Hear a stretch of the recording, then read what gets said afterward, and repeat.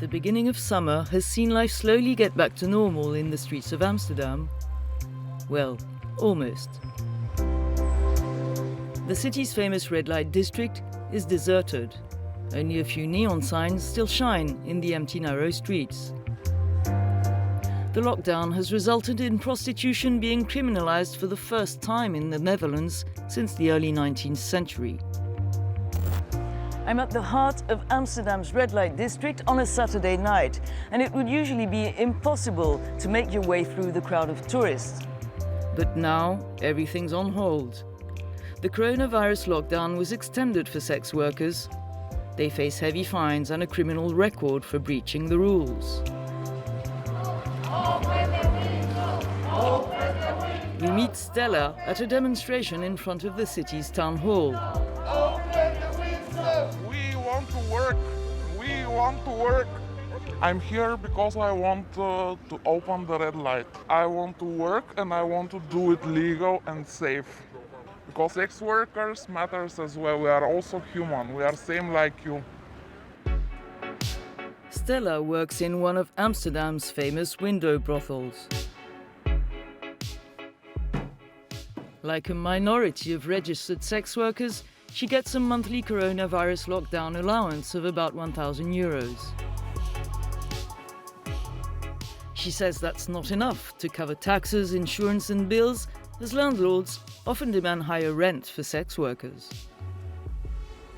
My rent for my house is €1,500, you know. For a studio, now because of this situation, I'm living with somebody else in my house just to share the rent, just to be able to survive this time without doing nothing bad. The government don't see something really important, that keeping the windows closed will put much more girls to work illegal. You know, if they keep the windows closed, I will probably find a way also to make it illegal. I don't want to, but they make me to. Intrigued by Stella's presence, a bypasser and regular user of the city's window brothels approaches her to know if she's working despite the lockdown. He admits to have broken the rules recently, soliciting a prostitute who is working illegally in a hotel. When I got to the room, she took the money and then she said she needed to take a phone call and outside the room, and she just ran off. I mean, if it's somebody in the windows, they've got a button they can, like an alarm button they can push if there's any trouble, so you know everything's above board and safe, and there's certain hygiene rules they have to keep to, and they'll actually get thrown out of their rooms if they don't use condoms and keep everything very safe and hygienic. Legal in the Netherlands, the sex work industry is one of the most organized and regulated in Europe. Highly taxed, it officially contributes to the country's GDP. Despite that, the conditions for obtaining state aid during confinement for those working in the sex industry have proved restrictive. Brothel operators in the red light district have covered their windows with protest posters. Jan Bruus has been in the business for half a century. He's proud of the workspace he rents to sex workers. He also rents out accommodation to them. Most are from Eastern Europe and left the country during the pandemic. Jan was left with no revenue at all. If the outbreak renewed, there is a possibility that we say longer closed. The lockdown is at the moment a thing for the government to keep us a long time closed. Because now they want to get rid of the prostitution. They want to get rid of us, so they think you get broke. And then we can shift you away easily. The lockdown has plunged a lot of sex workers into poverty, as many are not entitled to state support. And those who are can no longer cover their costs. Scarlet Cord is one of the charities now handing out essential basic items and food vouchers every week. Samantha has worked in the red light district for 20 years. She's angry that all contact professions like hairdressers or massage parlors were allowed to resume work except hers. I know that Amsterdam's a very nice place, but people, tourists, they always come to see us. You have to admit that. It doesn't seem fair that everyone's already working and earning their money and not us.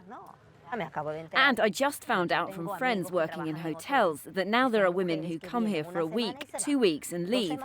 We pay a lot of taxes here, and others are coming to make free and easy money. We demand that they let us work now.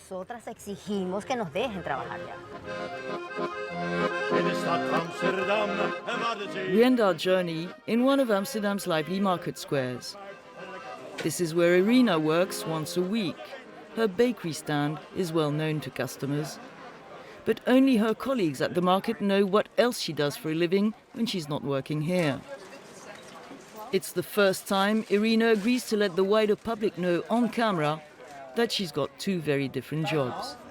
It's her way of fighting stigmatization, she says. Hello, welcome, come on in. Irina is a sex worker with a social dimension. Throughout the lockdown, she's kept in touch with her regular clients, only providing safe sex online, as well as comforting sessions. How are you? Are you still going out with the corona? No, eh? No, very little. Bummer, eh? Yeah. Yeah. I'm glad I can chat with you now and then. Because you're the only one I have, the only one I can call. And I can talk about things very easily with you. Yeah. You've also helped me. Ja. Want daar zijn we That's toch what ook we're voor? here for. You're also a listening ear because between us, it's not just hump, hump, hump, do it and go.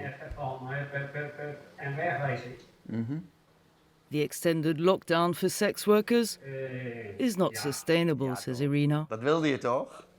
Ja. We're providing a service that a large number of the male population of the Netherlands makes use of. And as you've seen with the one of my customers, he really needs and he values the contact that he has.